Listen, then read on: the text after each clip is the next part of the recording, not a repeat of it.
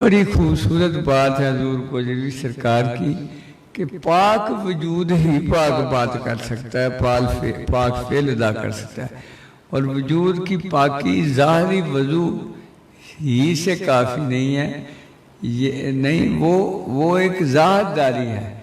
چونکہ سارے وجود تو صاحب معرفت نہیں ہوتے، تو ان کے لیے وہ لگا دیا ہے کہ بھی وہ بھی ہائیجینیکلی سوسائٹی کو جو ہے نا ایک بنایا گیا کہ ایک ایسی سوسائٹی تعمیر ہے جو سائنس کے سارے اصولوں پہ بھی اعلیٰ نکلے۔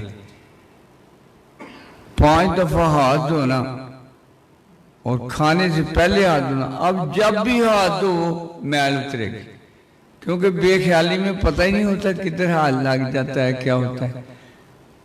تو کیا اللہ پاک ہے جس نے یعنی ایسے اپنے محبوب کے وسیلہ سے ذریعہ سے ایسی یعنی سوسائٹی تعمیر کی جو تمام اصولوں پہ پوری ہو، صحت کے اصولوں پہ۔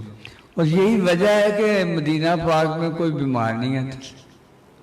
آپ کو یاد ہے کہ وہاں ایک ایرانی حکیم نے دکان ڈالی، تو وہ نا تنگ آ گیا، مریض کوئی آئے نا۔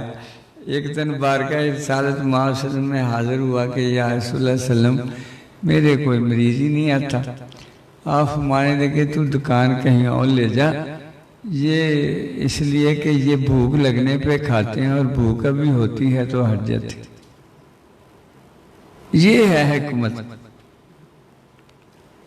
دانائی۔ آقا دو عالم صلی اللہ علیہ وسلم یعنی جامع ہیں صفات کا، وہ دانائی حکمت بھی بتاتے ہیں، معرفت بھی بتاتے ہیں، سب کچھ۔ تو وہ یعنی اس میں کتنا راز بتا دیا کہ جو کوئی بیمار ہوتا ہے زیادہ کھانے سے ہوتا ہے۔ اب اس ارشاد کے بعد بھی اگر کوئی اپنی عادت سے نہ ہٹے تو وہ بیمار ہوگا، کیونکہ اس نے رحمت للعالمین کی اس رحمت کی بارش سے خیرات ہی نہیں دی کہ بھوک لگنے پہ کھانا۔ جہاں کوئی دعوت دے دے فوراً منہ کھول، نہیں، کہو کہ بھی نہیں مجھے ضرورت نہیں ہے۔ پھر اور بھی بات بتاتا ہوں، یہ زندگی کو بھی کم کر دیتا ہے زیادہ کھانا۔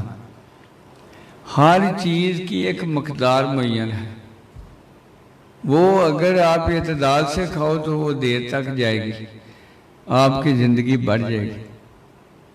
اور اگر آپ کہو کہ بھی بس آج کا دن ہی ہے، بس کھا لو جو کھانا ہے، تو وہ پھر آج کا دن ہی ہوتا ہے، پھر وہ جلدی ہی اپنے سفر پہ روانہ ہو جاتا ہے۔